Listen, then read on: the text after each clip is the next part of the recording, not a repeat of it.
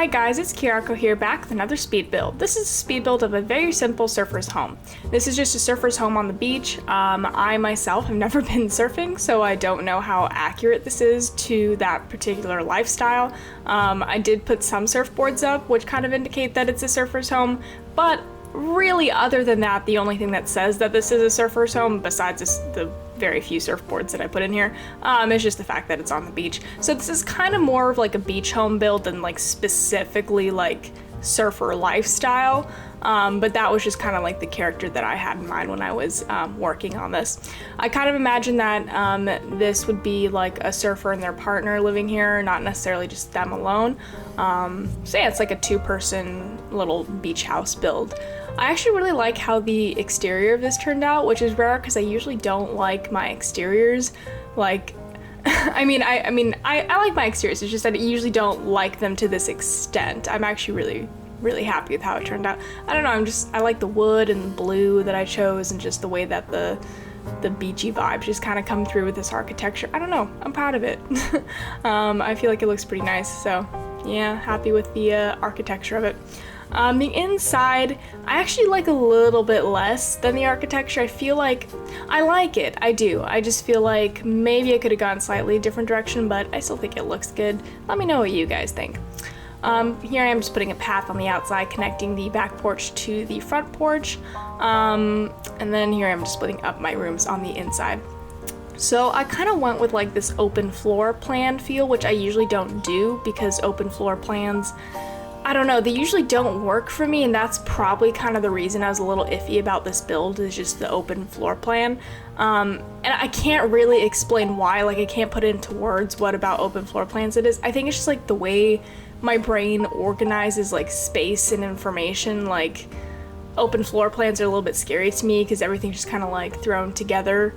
And I just mean like in The Sims. In real life I do really like open floor plans, but in The Sims it's like I feel like I don't know. My brain just likes things like organized and compartmentalized into like little rooms and stuff. So yeah, this was a little bit difficult for me, but I did end up with an open floor plan that I feel like works out.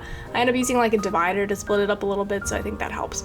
But I ended up putting the kitchen over here. There's a lot of times in this build where I like start building a certain aspect of this house and then I just totally scrap it and redo it. And I actually cut out a lot of that because it just, for some reason, was having a hard time finding the vibe of this place, but I feel like I ended up finding a pretty good vibe.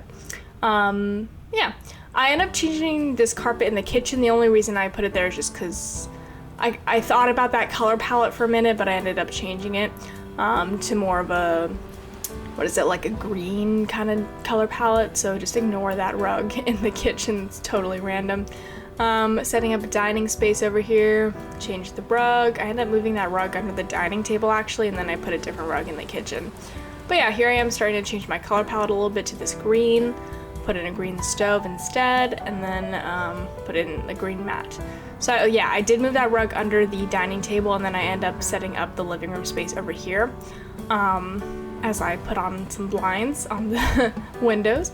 Let's see, putting in my my living room seats. I really like these couches. They have the right kind of like beachy vibe because they kind of look like outdoor couches for some reason. I think it's just like the frames of them, I guess, like the wood frames of them. Putting on pillows just to make it more cozy, and then I'm just gonna throw in a rug really quick. I'm doing this voice recording so early in the morning, so I'm really tired right now. So forgive me if my brain is like not all there. I mean, I feel like usually my brain is not all there in these recordings, and I guess that's like the fun of listening to me, is like the gaps in between my neurons are a little bit farther than most, you know? Anyways, putting in a side table and a light, and then over here we're gonna put in a little side chair. I actually really like that side chair. I think it's cute, the shape of it. It's like half an egg or something. And then over here, putting in the divider I spoke about before. This is actually like a base game divider. Is it? I don't know if it's base game or just like normal game content, but I do actually like that divider. And then I end up making like a little desk space, like little office space right here. Just because this build was kind of small and I needed to put something here, and then I don't think I had enough room in the bedroom for an office space, so it just ended up being right here. Yeah, I mean, I like the more I look at this, I guess it could be a rental or like someone's like vacation beach house. It doesn't necessarily need to be the place where they like permanently live. It doesn't even really give off that feel of like a permanent vibe. It does kind of feel kind of vacation-y, kind of Airbnb-y.